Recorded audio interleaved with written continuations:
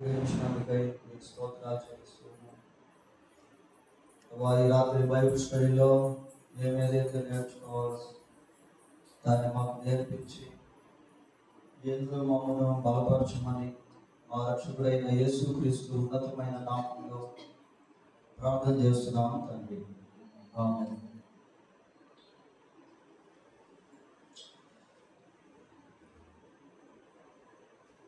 Bible గ్రంథంలో కొరింథీయులకు రాసిన మొదటి పత్రిక 6వ అధ్యాయం 19వ వచనంలో మీ దేహము దేవుని వలన మీకు అనుగ్రహింపబడి, మనం బైబిల్ స్టడీలో ఒక ప్రత్యేకమైనటువంటి అంశాన్ని ప్రారంభించాం. ఏంటి అంశం పేరు? దేహము బోధించు దేవుని వాక్యము. దేవుడు మనకు అనుగ్రహించినటువంటి ఈ దేహాన్ని మనం పరిశీలించినట్లయితే దేహం మనకు దేవుని వాక్యాన్ని బోధించేటువంటిదిగా ఉంటుంది. కొన్నిసారి మనం తల వెంట్రుకల గురించి ధ్యానం చేస్తాం. తల వెంట్రుకల గురించి ఆలోచన చేసినప్పుడు రెండు ప్రాముఖ్యమైనటువంటి విషయాలు మనం నేర్చుకున్నాం. ఒకటి ప్రొటెక్షన్, రెండు కరెక్షన్.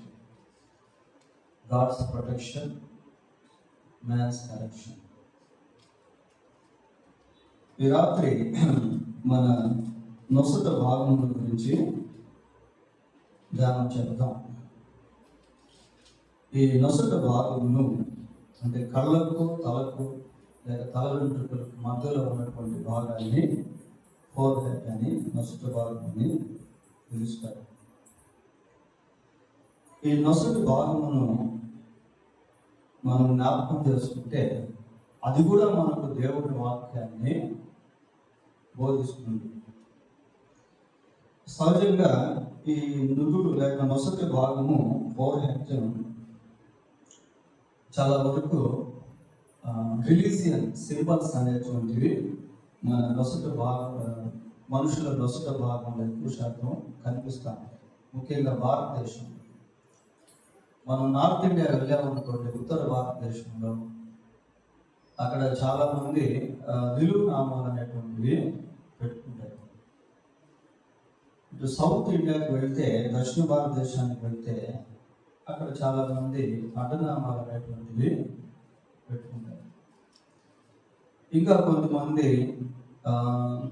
సూర్యుడి యొక్క గుర్తులు, చంద్రాకారంలో గుర్తులు, నక్షత్రాల గుర్తులు, ఇంకా వివిధ రకాల సింబల్స్ అనేటువంటివి నొసటి భాగంలో మనుషులు పెట్టుకుంటా ఉంటారు.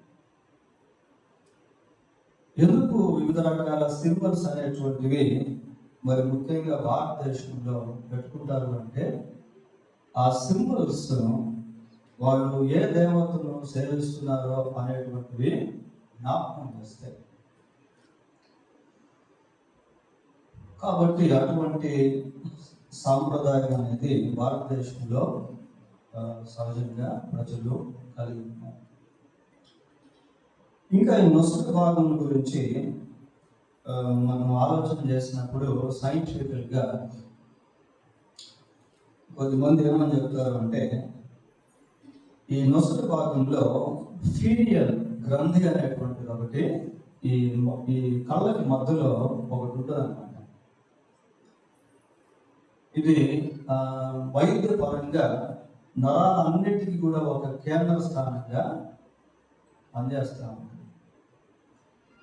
కాబట్టి కొద్దిమంది ఏమంటారు అంటే, ఆ భాగంలో కుంకుమనో, పసుపునో, గంధమో పెట్టుకుంటే అది చల్లగా ఉంటుంది. ఆ చల్లదనాన్ని బట్టి మనం ప్రశాంతంగా, కోపం లేకుండా ఉండొచ్చు అనేటువంటి అదొక నమ్మకంలో కూడా కొద్దిమంది పెట్టుకుంటారు. ఇంకా ఈ నొసట భాగం గురించి మరికొద్దిమంది అభిప్రాయాలు ఏంటి అంటే, నొసట భాగంలో రేఖలు అనేవి ఉంటాయి. మనం ఇట్లా కళ్ళు పైకి ఎత్తినప్పుడు ఇక్కడ 3 రకాల రేఖలు, లేదా మధ్యలో కొంచెం గ్యాప్ వచ్చి 2 రకాల రేఖలు, కొద్దిమందికి గీతలు అనేటువంటివి పడతా ఉంటాయి. ఆ గీతలను బట్టి కూడా కొద్దిమంది జ్యోతిష్కులు ఏం చెప్తారంటే ఇదిగో ఈయన 50 సంవత్సరాలు బ్రతుకుతాడు ఈ గీతలను బట్టి. ఐరనీ ఆఫ్ ఫ్యాక్ట్ అంటారు. కొద్దిమంది తర్వాత ఏం చేస్తాం అని కూడా అనుకుంటారు. అంటే దాంట్లో ఏదో భవిష్యత్తు ఉన్నట్టుగా మనుషులు మాట్లాడుకుంటూ ఉంటారు. ఈ వ్యక్తి 50 సంవత్సరాలు బ్రతుకుతాడు, 60 సంవత్సరాలు బ్రతుకుతాడు. లేకపోతే తలలో ఆ నొసటి భాగంలో గీతలు ఈ విధంగా ఉంటాయి, రేఖలు ఈ విధంగా ఉంటాయి, వీళ్ళు బాగా ధనం సంపాదిస్తారని ఇట్లాగా కూడా కొద్దిమంది చెప్పడం అనేటువంటిది సహజంగా జరుగుతూ ఉంటుంది. ఇంకా కొద్దిమంది పచ్చబొట్లు నొసటి భాగాన వేసుకుంటూ ఉంటారు. సరే, ఈ నొసటి భాగం గురించి మనం ఆలోచన చేసినప్పుడు what our forehead teaches the word of God. మన నొసటి భాగము దేవుని వాక్యాన్ని మనకి ఏం బోధిస్తూ ఉంది అనేది ఈ రాత్రి మనం వినబడేటువంటి సందేశం. ఇప్పుడు వరకు మనం కొన్ని విషయాలు చెప్పుకున్నాం. అంటే జరుగుతున్నటువంటి బేసికల్గా ప్రాథమికమైనటువంటి విషయాలు కొన్ని భారతదేశంలో, ఇంకా వేరే రకరకాల సాంప్రదాయాలు వేరే కల్చరల్స్లో ఉండొచ్చు. సరే, ఏదేమైనప్పటికీ ఈ నొసటి భాగం అనేటువంటిది చాలా ప్రాముఖ్యమైనటువంటిది. దీని మీద ఇప్పటికీ ఎంతో రీసెర్చ్ వర్క్ అనేది చేస్తూ ఉన్నారు, పరిశోధన అనేటువంటిది జరుగుతుంది. బైబిల్లో మరి ప్రకటన గ్రంథం 13వ అధ్యాయము 16-17 వచనాలు ఒకసారి చదువుదాం. ప్రకటన గ్రంథం 13వ అధ్యాయము. కొద్దివారు కానీ గొప్పవారు కానీ ధనికులు కానీ దరిద్రులు కానీ స్వతంత్రులు కానీ దాసులు కానీ అందరూ తమ కుడి చేతి మీద నైనను తమ నొసటి అయినను ముద్ర వేయించుకొనున్నట్లును ఆ ముద్ర అనగా ఆ మృగము పేరైనను దాని పేరిట సంఖ్య అయినను గలవాడు తప్ప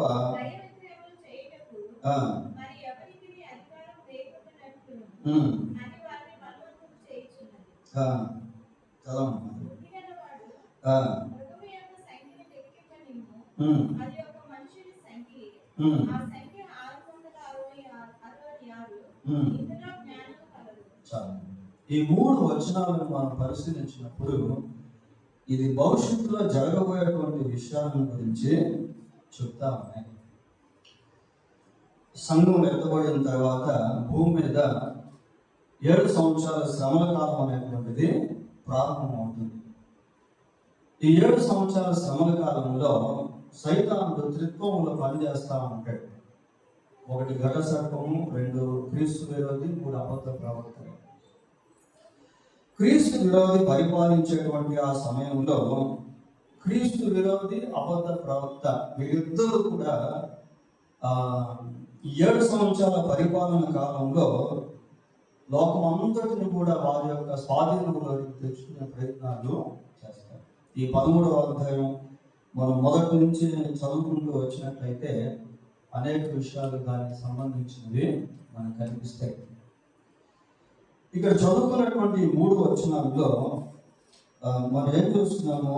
కొద్దివారు కానీ గొప్పవారు కానీ ధనికులు కానీ దరిద్రులు కానీ స్వతంత్రులు కానీ దాసులు కానీ అందరూ కూడా అంటే యూనివర్సల్ అన్నమాట. యాంటీ క్రైస్ట్, క్రీస్తు విరోధి భూమి మీద పరిపాలించేటువంటి ఆ సమయంలో ప్రపంచం అంతటిని కూడా తన స్వాధీనంలోకి తెచ్చుకుంటాడు. అందుకే ఇప్పటికే లోకం గురించి మాట్లాడుతూ గ్లోబల్ విలేజ్ అని చెప్తా ఉన్నారు. ఈ గ్లోబల్ విలేజ్ అంటే ఫర్ ఎగ్జాంపుల్ మనకి అనాస్పూర్ ఉంది, విలేజ్ అంటాం అనాస్పూర్ని. ఈ అనాస్పూర్ విలేజ్లో గ్రామంలో మనం ఈజీగా ఎన్ని కుటుంబాలు ఉన్నాయో, ఎంతమంది ఉన్నారో సులభంగా మనం క్యాల్కులేట్ చేయొచ్చు. ఎన్ని గృహాలు ఉన్నాయి, ఎన్ని స్థలాలు ఉన్నాయి, దీని పొడవు ఎంత, దీని వెడల్పు ఎంత, అసలు ఇక్కడ ఎన్ని చిల్లరలు ఉన్నాయి, ఎన్ని చికెన్ షాపులు ఉన్నాయి, ఎంతమంది డాక్టర్లు ఉన్నారు, ఎన్ని స్కూల్స్ ఉన్నాయి, ఎన్ని హాస్పిటల్స్ ఉన్నాయి, ఎన్ని క్లినిక్స్ ఉన్నాయి, ఇట్లాగా ఈ అనాస్పూర్ గ్రామం అంతటి మనం వడగడితే మనకి రిజల్ట్ మొత్తం ఒకసారి అంతా మన ఫింగర్ టిప్స్ లోకి వచ్చేస్తుంది. ఆ విధంగా ప్రపంచం అంతా కూడా ఒక గ్లోబల్ విలేజ్ గా మార్చేదానికి ప్రయత్నం చేస్తా ఉన్నారు. యాంటీ క్రైస్ట్ అడ్మినిస్ట్రేషన్ అప్పుడు ఏమవుతుందంటే, క్రీస్తు గారి పరిపాలన సమయంలో ప్రపంచం అంతా కూడా ఇట్ విల్ బి అండర్టేకింగ్, అంటే ప్రపంచం అంతా కూడా తన స్వాధీనంలోకి తెచ్చేసుకున్న తర్వాత ఇక్కడ ఒక ముద్రను ప్రవేశపెడతా ఉన్నాడు. ఆ ముద్ర ఎక్కడ వేసుకోవాలట? కుడి చేతి మీదనైనను నొసటి ఎందైనను.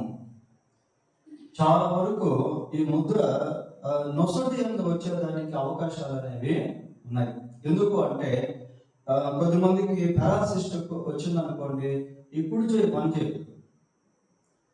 ఇంకొంతమంది హ్యాండిక్యాప్ని మనం చూస్తూ ఉంటాం, అంటే చేతులు పనిచేయనటువంటి వాళ్ళు, తర్వాత చేతులు లేనటువంటి వాళ్ళు, లేదా చేతులు తెగిపోయినటువంటి వాళ్ళని చూస్తూ ఉంటాం. అటువంటి వారికి ఆ ముద్ర అనేటువంటిది పనిచేయదు. అయితే తల లేనటువంటి వాళ్ళు ఎవరు కూడా ఉండరు. ఎటువంటి హ్యాండిక్యాప్డ్ అయినా, అంగ వికలాంగులు అయినా, ఎవరైనా సరే ఖచ్చితంగా తల అనేది ఉంటుంది. తల ఉంటేనే మనిషి బ్రతుకుతున్నట్టు. కాబట్టి ఎక్కువ శాతం ఈ ముద్ర ఈ నొసటి భాగంలో వచ్చేదానికే అవకాశం ఉంది. అయితే ఇక్కడ ఒక కండిషన్ మనం చూస్తా ఉన్నాం. ఇందాక మనం కొన్ని బేసికల్ గా ప్రాథమికంగా కొన్ని ముద్రలు చెప్పుకున్నాం, సింబల్స్ అనేటువంటివి. అయితే ప్రపంచం అంతా కూడా ఫైనలైజ్ అయినప్పుడు ఏమవుతుందంటే, ఈ యాంటీ క్రైస్ట్ సింబల్ అనేది నొసటి మీదకి వచ్చేదానికి అవకాశం ఉంది. అది ఎవరైతే వేసుకుంటారో వాళ్ళు మాత్రమే క్రయ విక్రయాలు చేయగలుగుతారు. క్రయ విక్రయం అంటే అర్థం ఏంటి? అమ్మడం, కొనడం. చూడండి, ఈ రెండే కదా మనిషి మానవ మనుగడకు ఉండాల్సినటువంటి ప్రధానమైన విషయాలు. అమ్మడం, కొనడం. ప్రపంచం అంతా కూడా ఇదే జరుగుతూ ఉంటది. ఎవరో అమ్ముతుంటారు, వేరే వాళ్ళు కొంటా ఉంటారు. ఇప్పుడు ఈరోజు మనం వస్త్రాలు వేసుకున్నాం, అవి వేరే వాళ్ళు అమ్మారు, మనం కొనుక్కున్నాం. మనం ఆహారం తింటున్నాం, అది వేరే వాళ్ళు అమ్మారు, మనం కొనుక్కున్నాం. ఆ వేరే వాళ్ళు అమ్మినటువంటి వాళ్ళకి వేరే వాళ్ళు అమ్మారు. ఎక్స్పోర్ట్స్, ఇంపోర్ట్స్, ఎగుమతులు, దిగుమతులు. ఈ ముద్ర ఎవరైతే వేయించుకోరో వాళ్ళకి క్రయ విక్రయాలు అనేటువంటివి ఉండవు అని చూస్తా ఉన్నాం. చూడండి, పేరిట సంఖ్య ఎన్నో గలవాడు తప్ప క్రయ విక్రయములు చేయుటకు మరి ఎవరికి అధికారము లేకున్నట్టును అది వారిని బలవంతము కంపల్సరీ చేసుకోవాల్సి. ఆ మధ్య కరోనా వచ్చినప్పుడు మరి వ్యాక్సినేషన్ అనేటువంటిది మస్ట్ అండ్ షుడ్ అని పెట్టారు రూల్స్. వ్యాక్సిన్ వేసుకుంటేనే మీకు ఉద్యోగము, మీరు డ్యూటీకి రావాలి. వ్యాక్సినేషన్ అయితేనే మీరు తెలంగాణ నుంచి ఆంధ్రాకి వెళ్ళాలి, లేకపోతే ఈ భారతదేశం నుంచి అమెరికాకి వెళ్ళాలి అని చెప్పి పర్టికులర్గా వ్యాక్సినేషన్ పరిశీలన చేసి అప్పుడే మనుషుల్ని అనుమతి ఇచ్చారు పనులు చేసుకునేది. కాబట్టి కొద్దిమందికి పరిస్థితి ఏమైందంటే, వాళ్ళ కరోనా వస్తుందా రాదనే సంగతి తర్వాత ముందు ఉద్యోగం పోకుండా వ్యాక్సినేషన్ అనేటువంటిది ర్యాపిడ్ యాక్షన్లో వేసేసుకుంటా వచ్చారు. ఎందుకంటే ఉద్యోగం పోతే బ్రతుకులే ఉంటారు. అటువంటి ప్రజలు అన్నమాట. ఈ ముద్ర ఎవరైతే వేసుకుంటారో వాళ్ళు మాత్రమే కొనేదానికి, అమ్మేదానికి అర్హులుగా ఎంచబడతారు. ఒకవేళ ఇన్ కేసు ఈ ముద్ర లేదనుకోండి, వాళ్ళు కొనేదానికి లేదు, అమ్మేదానికి కూడా లేదు. ఈ రెండు లేకపోతే మనిషి బ్రతకలేడు. కాబట్టి ఖచ్చితంగా ఈ ముద్రను ఏం చేస్తాడంటే యాంటీ క్రైస్ట్ ప్రపంచం అంతటికి కూడా ఆమోదిస్తాడు. కనుక ఈ నొసటి భాగాన్ని మనం జ్ఞాపకం చేసుకుంటున్నప్పుడు ఇది 666. నిజంగా 666 అంటే 666 అని మనం చెప్పలేము, కానీ it may be like chip, అదేదో మైక్రో చిప్ అయి ఉండొచ్చు. మరి దాంట్లో ఎటువంటి టెక్నాలజీని ఫీడ్ చేసి మనకి ఇన్సర్ట్ చేస్తారనేది పూర్తిగా తెలియదు, కానీ మొత్తం దాంట్లోనే ఆ చిప్ అనేటువంటిది ఎప్పుడైతే ఆ హ్యూమన్ బీయింగ్ లో ఫోర్ హెడ్ లో ఇన్సర్ట్ చేస్తారో ఆ మనిషికి సంబంధించినవన్నీ కూడా దాంట్లోకి వచ్చేస్తాయి. ఇందాక మనం ఒక మాట చెప్పుకున్నాం, ఈ పార్ట్ లో నరాలకు సంబంధించినటువంటి కేంద్ర స్థానం ఉంటుంది అని చెప్పుకున్నాం పిల్లగా.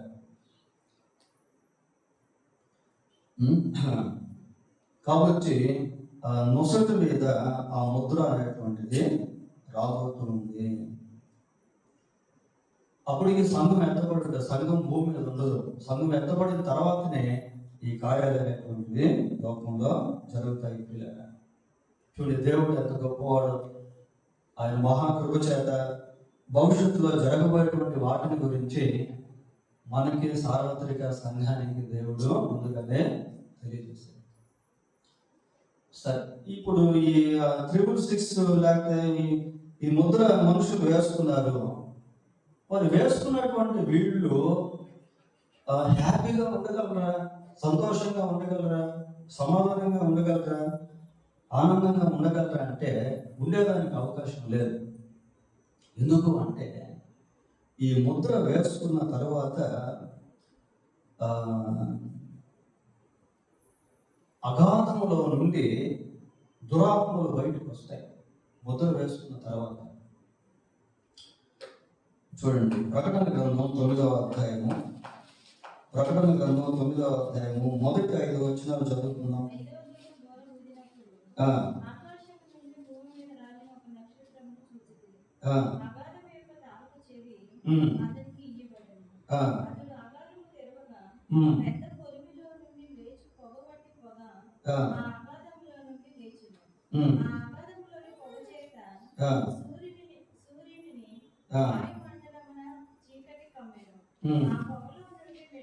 చూడండి, ఆ పొగలో నుండి మిడతలు భూమి మీదకు వచ్చెను.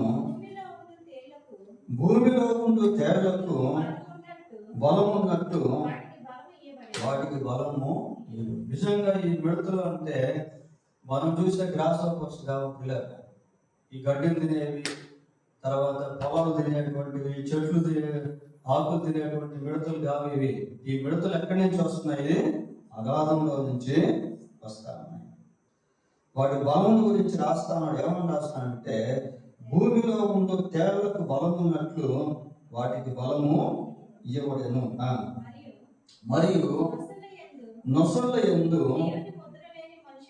దేవుని ముద్ర లేని మనుషులకే తప్ప భూమిపై ఉన్న గడ్డికైనను ఏ మొక్కలకైనను మరి ఏ వృక్షములకైనను హాని కలుగ చేయకూడదని వాటికి ఆజ్ఞ ఇవ్వబడుతుంది. ఇక్కడ దేవుని నొసట యందు దేవుని ముద్ర లేని మనుషులకే తప్ప అని చూస్తున్నాం పిల్లలు. నొసట యందు దేవుని ముద్ర లేని మనుషులు. మరి దేవుని ముద్ర లేని మనుషులు కూడా అప్పుడు భూమి మీద ఉంటారు. దేవుని ముద్ర లేనటువంటి మనుషులకు ఈ అగాధంలో నుండి వచ్చేటువంటి దురాత్మలు ఎటువంటి హాని చేయవు. మరి ఎవరికి హాని చేస్తాయి అంటే, ఎవరైతే ఈ మృగముకు సంబంధించిన ముద్ర వేసుకొని ఉంటారో వాళ్ళను హాని చేస్తారు. చదవండి నెక్స్ట్ వర్స్ కూడా. మరియు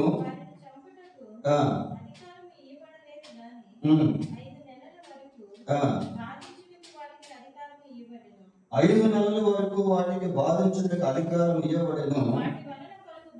వాటి వలన కలుగు బాధ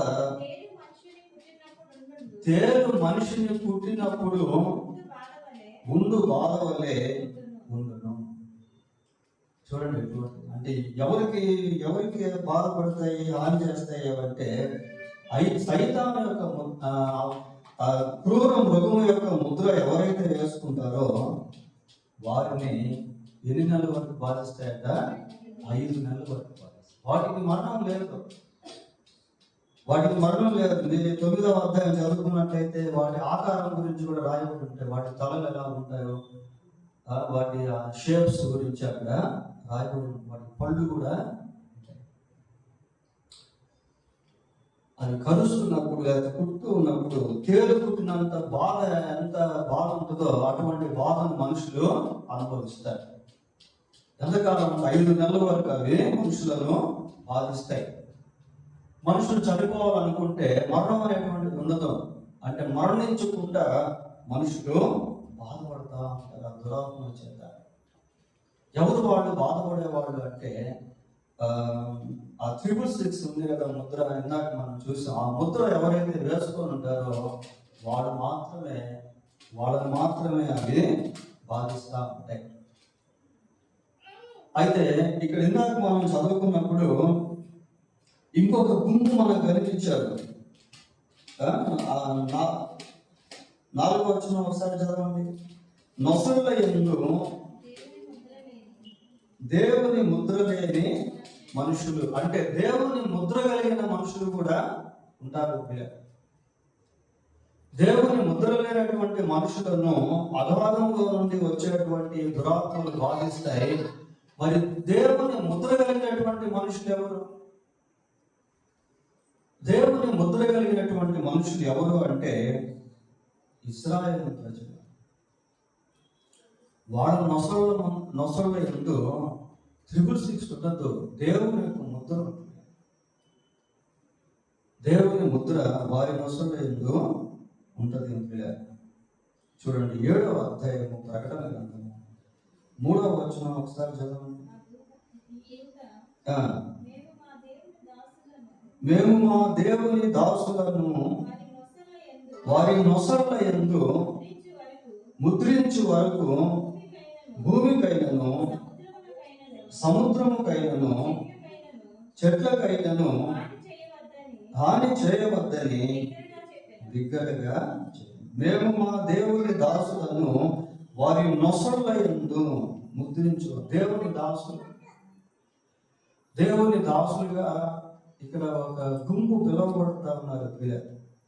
దేవుని దాసులుగా పిలువబడేటువంటి ఆ గుంపు నొసళ్ళ యందు దేవుని ముద్ర అనేటువంటిది ఉంటుంది.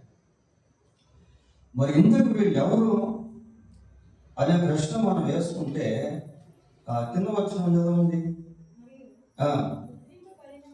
ముద్రింపబడిన వారి లెక్క చెప్పగా వింటిని ఇశ్రాయేలీయుల గోత్రములన్నింటిలో ముద్రింపబడిన వారు 144,000 మంది. అక్కడ ఇశ్రాయేలు యొక్క గోత్రాలు మనకు కనిపిస్తా ఉన్నాయి. మీరు ఆ కింద చదువుకుండా వెళ్తా ఉంటే ఇశ్రాయేలు గోత్రాలకు సంబంధించినటువంటి పేర్లు మనము చూస్తాం. ఆషేరు గోత్రం, నఫ్తాలి గోత్రం, మనష్షే గోత్రం, ఇస్సాకారు గోత్రం, ఇట్లా గోత్రాలు 12 గోత్రాలు అక్కడ మనకు కనిపిస్తాయి. అంటే ఇశ్రాయేలు ప్రజలు క్రీస్తు విరోధిని గురించినటువంటి గ్రహింపును కలిగి ఆ క్రీస్తు విరోధి యొక్క ముద్ర నొసట మీద వేసుకోరు. మరి వారి క్రయ విగ్రహాలు ఎట్లా? అది వేరే సబ్జెక్ట్.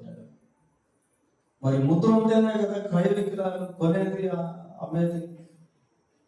మరి వాళ్ళకి జీవనోపాధి ఎట్లా? అది వేరే సబ్జెక్ట్. వాళ్ళు దేవుని యొక్క ఆచార్య కృప చేత పోషించబడతారు ఆ దినాల్లో. అది మనకి ప్రకటన 12వ అధ్యాయంలో దాని గురించిన విషయాలు కనిపిస్తాయి. ఇక్కడ మరి దేవుని ముద్ర కలిగినటువంటి లేక ఇశ్రాయేలు ప్రజల యొక్క నొసళ్ళ యందు దేవుని ముద్ర అనేటువంటిది ముద్రించబడుతుంది. అంటే నొసటి భాగానికి ఎంత ప్రాధాన్యత ఉందో చూడండి. మనం ఎక్కువగా ఈ నొసటి భాగం గురించి ఎక్కువగా ఆలోచన చేయము, కానీ ఫోకస్ అనేది ఒక లక్ష్యం, ఒక గురి అనేటువంటిది అటు సైతానికి సంబంధించి ఇటు దేవునికి సంబంధించి ఈ నొసటి భాగం మీద గురి అనేది పెట్టబడింది.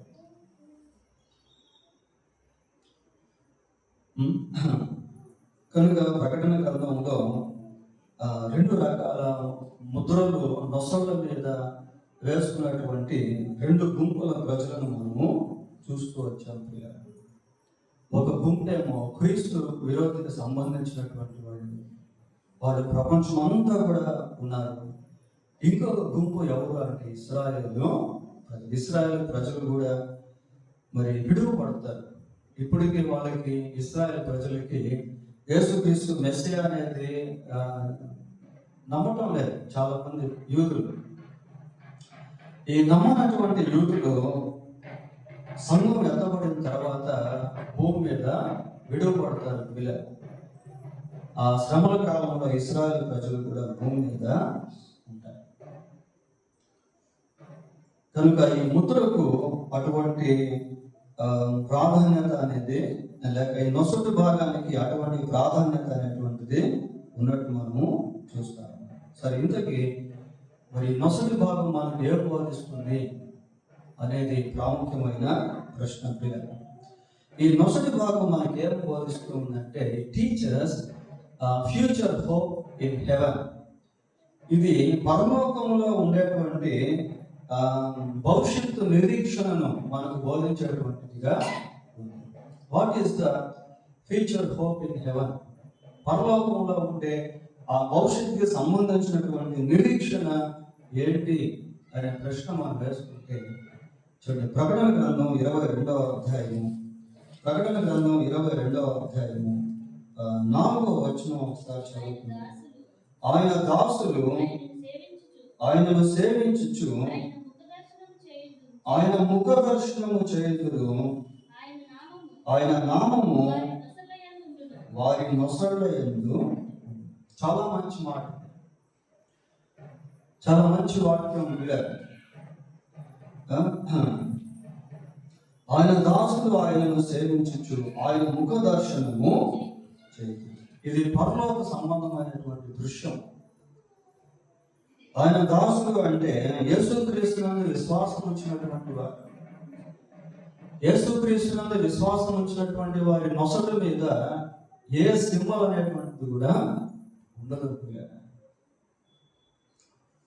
యేసుక్రీస్తునందు విశ్వాసం ఉంచినటువంటి వారు ర్యాప్చర్లో ఎత్తబడతారు కనుక ఈ 666 అనేటువంటిది కూడా వారి నొసట మీదకి రాలేదు. సరే, ఇక్కడ ఏమని చదువుకుంటామంటే ఆయన దాసులు ఆయనను సేవించు ఆయన ముఖ దర్శనము చేయొచ్చు. అంటే దేవుడిని looking God face to face or eye to eye, ముఖాముఖిగా దేవుణ్ణి చూడటం, ముఖ దర్శనము చేయొచ్చు. నిర్గమకాండం 33వ అధ్యాయము 20వ వచనాన్ని చదువుకుందాం.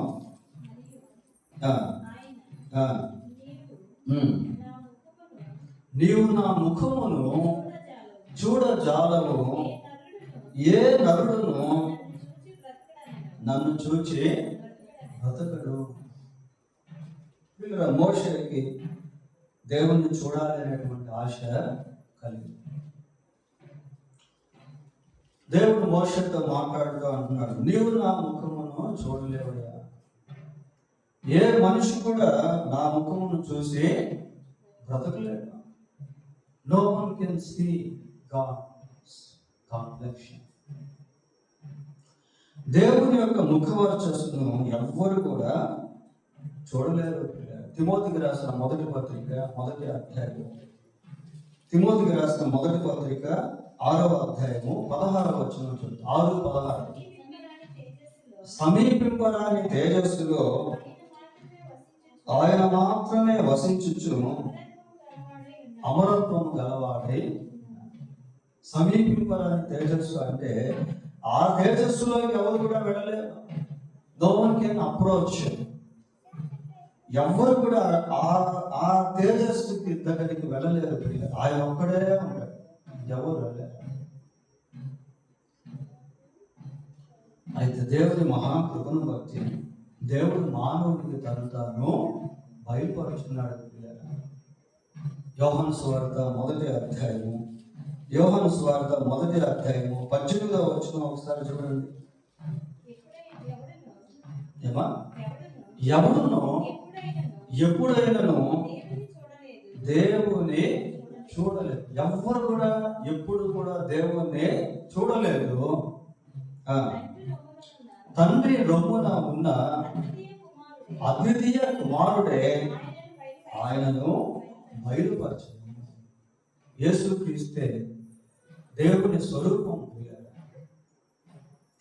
తండ్రి అయిన దేవుని దగ్గరికి ఎవరు కూడా వెళ్ళలేదు. యేసుక్రీస్తుని చూస్తే తండ్రిని చూస్తే ఫిలిప్ అడిగాడు, ప్రభువా తండ్రిని మాకు చూపించు అంటే ప్రభువా అన్నాడు, ఫిలిప్పు నేను ఇంతకాలం నీతో కూడా ఉన్నాను, నన్ను చూస్తే తండ్రిని చూసినట్టే.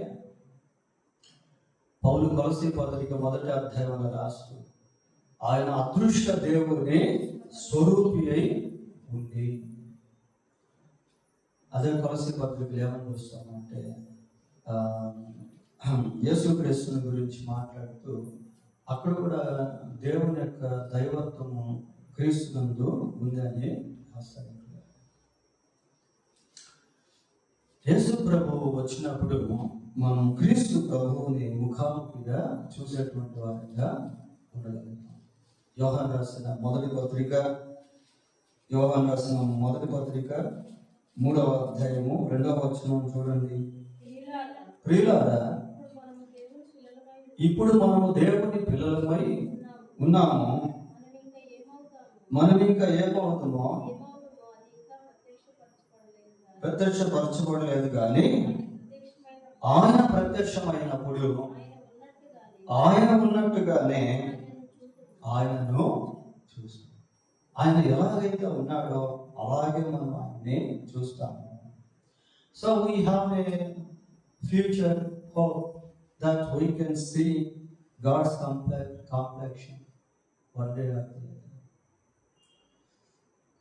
కనుక ఏదో ఒక రోజు మనం దేవుని యొక్క ఆ ముఖవర్చస్సును చూడబోతున్నాము అన్న భవిష్యత్తుకు సంబంధించిన నిరీక్షణను మనము కలిగి ఉన్నాము. ఈ నొసటి భాగం మనకి ఏం బోధిస్తుంది అంటే మనము ఒకరోజు దేవుణ్ణి చూడబోతూ ఉన్నాము. ఆయన దాసులు ఆయనను సేవించుచు ఆయన ముఖ దర్శనము చేయించును, ఆయన నామము వారి నొసళ్ళ యందు.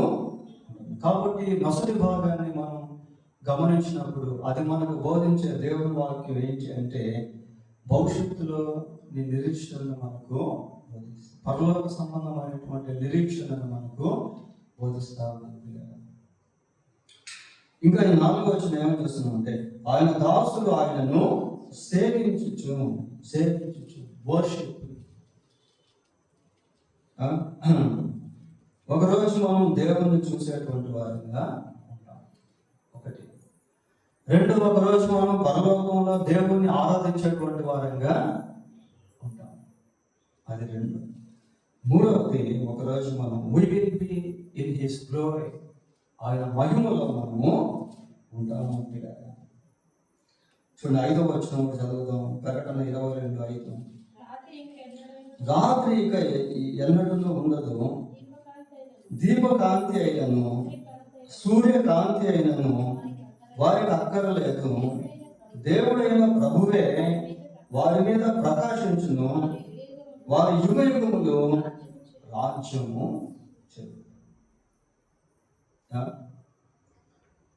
చూడండి, we will be in his glory. ఒకరోజు మనము ఆయన యొక్క మహిమలో ఉంటాము.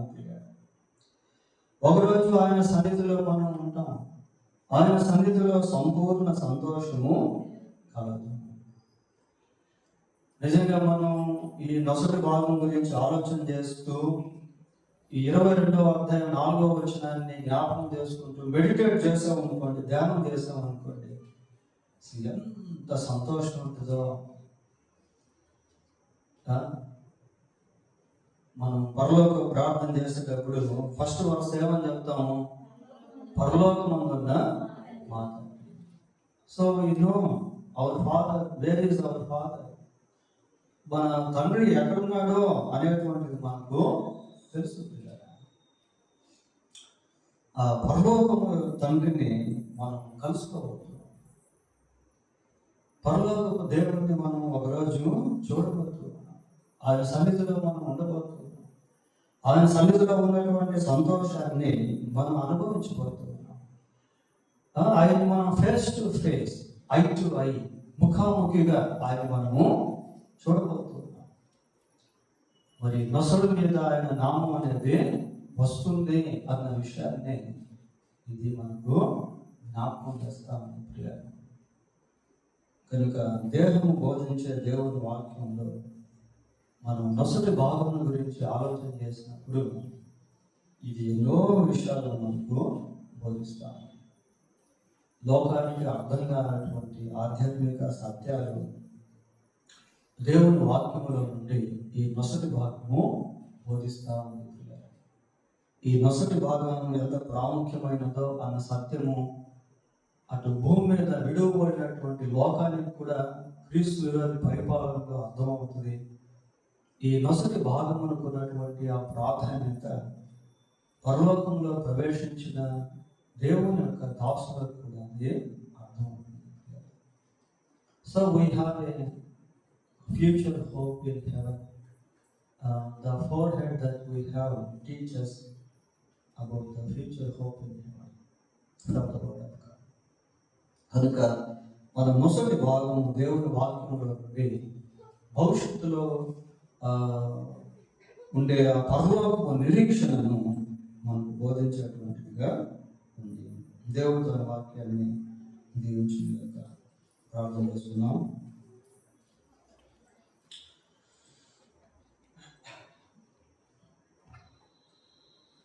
నిమిషం ప్రార్థన చేసుకుందాం పిల్లరా. దీంట్లో మనం నేర్చుకోవాల్సిన విషయం ఏంటి అంటే, ఒకవేళ మారు మనసు పొందకుండా ఉంటే ప్రభు వచ్చేసాడు అనుకోండి, ఈ భూమి మీద శ్రమల కాలంలో వాళ్ళు కూడా ఈ సైతాన్ని యొక్క ముద్ర వేసుకునేదానికి బలవంతం చేయబడతారు. కాబట్టి మారు మనసు ఎంత ప్రాముఖ్యం అనేది కూడా ఇక్కడ మనము గుర్తించాలి. పరిశుద్ధుడైన మా దేవా, మీకు వందనాలు, స్తోత్రాలు చెల్లిస్తున్నాం.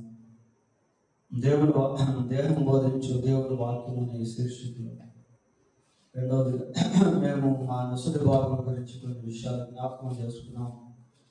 మాకు మీరు పరలోక సంబంధమైనటువంటి నిరీక్షణను అనుగ్రహించారు. అందుని బట్టి మీకు స్తోత్రాలు.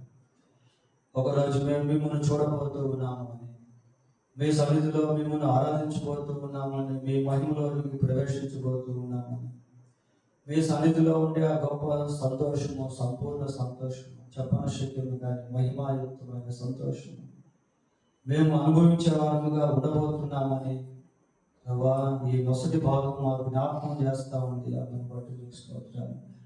మీ అందరి విశ్వాసం ఉంచుట ఎంత ప్రాముఖ్యము. మీ అందరి విశ్వాసం ఉంచినటువంటి వారు పాప క్షమాపణ పొంది నీతిమంతులుగా తీర్చిబడి మీ నిత్యరాజ్యంలోనికి ప్రవేశిస్తారు నాయన. ప్రభా అటువంటి గొప్ప నిరీక్షణ మీరు మాకు ఇచ్చినందుకై మీకు స్తోత్రాలు. అలాగే భూమి మీద ప్రభా విడువబడినటువంటి జనము క్రీస్తు విరోధి చేత ఆ నొసటి మీద ముద్ర వేయబడే అవకాశం ఉంది అన్న సత్యం కూడా ఈ వాక్యం తెలియజేస్తాను. లోకానికి అర్థం కానటువంటి విషయాలు, ఇంకా జరిగినటువంటి విషయాలు మీ వాక్యంలో మీరు ముందుగానే రాయించారు నాయన. ఆ ముద్ర వేసుకున్నటువంటి వారు 5 నెలల వరకు ఏ రీతిగా బాధపడతారో అది కూడా మీ వాక్యంలో రాయబడింది.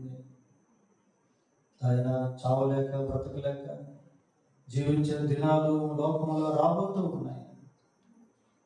అది ఎంతో కష్టతరమైనటువంటి దినాలు. ప్రభా మనుషులు ఇంకా మారు మనసు పొందని వారు ఉన్నారు. త్వరగా మారు మనసు పొంది మీ బిడ్డలకున్నట్లు సహాయం చేయండి. ప్రభా విన్న ఈ సందేశం మాకు దీవెనకరముగా చేయండి. మా రక్షకుడైన యేసుక్రీస్తు పరిశుద్ధమైన నామములో ప్రార్థన చేస్తున్నాం తండ్రి. ఆమేన్. రేపు మనకి విజ్ఞాపన ప్రార్థన సాయంత్రం 7 గంటలకి స్థలం జరుగుతుంది.